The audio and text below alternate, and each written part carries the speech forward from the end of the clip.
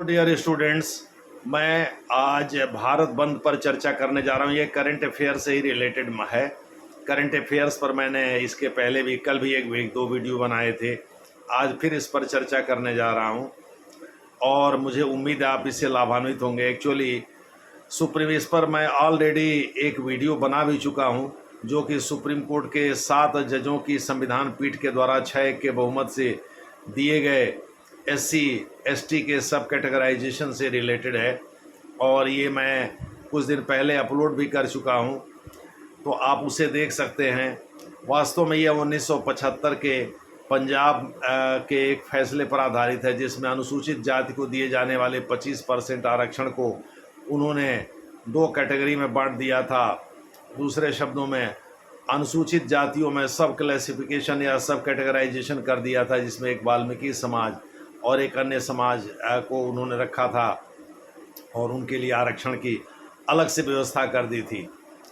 तो ये मामला जनवरी में वर्तमान सुप्रीम कोर्ट के पास आया।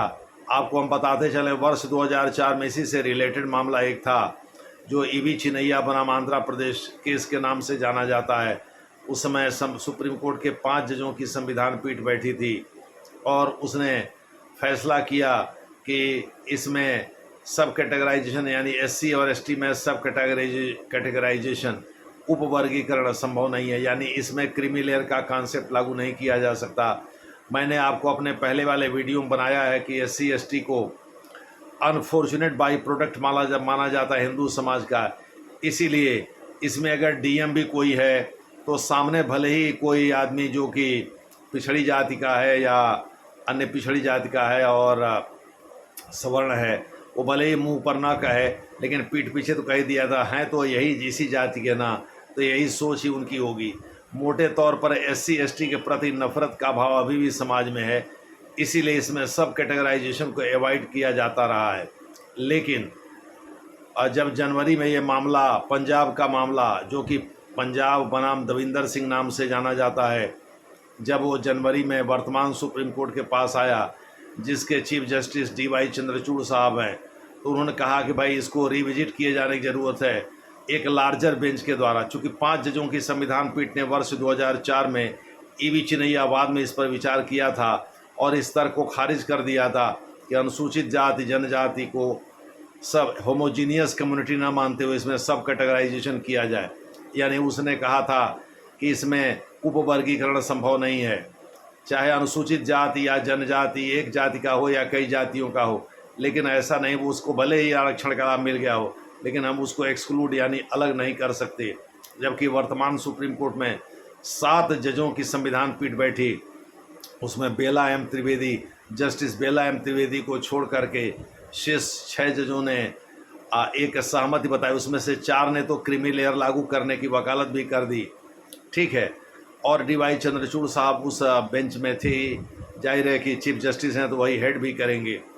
तो इस प्रकार से इस बेंच ने ये तय किया कि भाई सब कैटेगराइजेशन राज्य कर सकते हैं सरकारी नौकरियों में आरक्षण देने के लिए, यानी जिन परिवारों को SC ST में पहली बार आरक्षण का लाभ मिल गया है और जिनकी सामाजिक और आर्थिक हैसियत ऊंची उठ गई है, उनको दोबारा आरक्षण का लाभ न दिया जाए।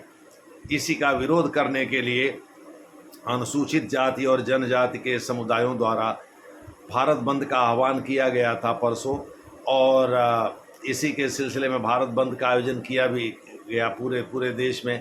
लेकिन इसका प्रभाव जो है बहुत कम देखने को मिला। जैसे पटना, झारखंड, गुजरात के कुछ आदिवासी इलाकों में, नर्मदा क्षेत्र में, साबरकांठा क्षेत्र में, ये सब अरावली क्षेत्र में, ये सब जो आदिवासी बहुल इलाके हैं, उन जगहों पर इसका असर थोड़ा बहुत देखने को मिला।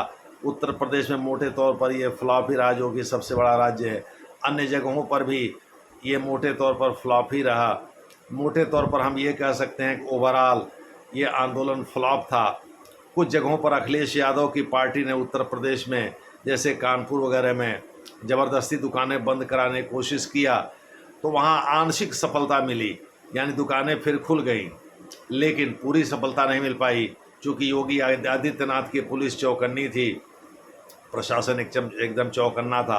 हालांकि कहा यह जा रहा है कि नरेंद्र मोदी की इसमें मूक सहमति थी, वो पोलैंड की यात्रा पर जाने के पहले ही उन्होंने इस पर अपनी मूक सहमति दे दी थी, क्योंकि चिराग पासवान जो पिछली बार बिहार विधानसभा के चुनाव में ये कहते हुए घूम रहे थे कि वो नरेंद्र मोदी के भक्त हनुमान की तरह से हैं, उन्होंने इसका विरोध किया।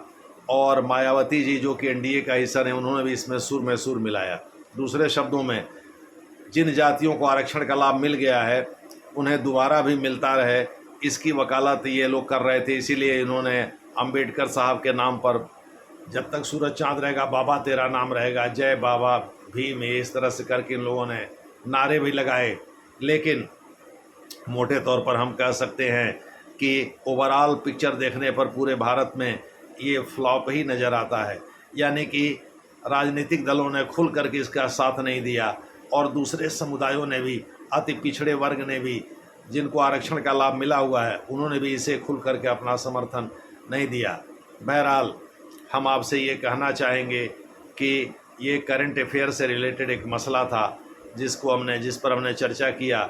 ये सुप्रीम कोर्ट के फैसले पर आधारित। हालांकि नरेंद्र मोदी से फग्गन सिंह कुलस्ते जो कि एक आदिवासी समाज से आते हैं, मध्य प्रदेश से बीजेपी के सांसद हैं, उन्होंने कहा कि वो कई सांसदों के साथ नरेंद्र मोदी जी से मिले थे जो वर्तमान में भारत के प्रधानमंत्री हैं, और उन्होंने आश्वासन दिया था कि सुप्रीम कोर्ट का फैसला लागू नहीं किया जाएगा। खैर जो भी हो, ये तो राजनीतिक स्टंटबाजी भी हो सकती है, लेकिन प्रधानमंत्री खुल्लम खुल्ला जो है इसका विरोध नहीं कर सकता, क्योंकि सरकार सुप्रीम कोर्ट के फैसले का खुल्लम खुल्ला विरोध नहीं कर सकती।